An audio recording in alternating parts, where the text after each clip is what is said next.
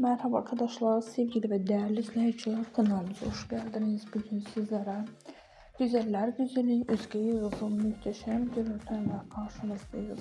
Güzeller Güzeli Özge Yağız'ın muhteşem görüntülerinin devamlı gelmesini istiyorsanız da kanalımıza abone olmayı unutmayın.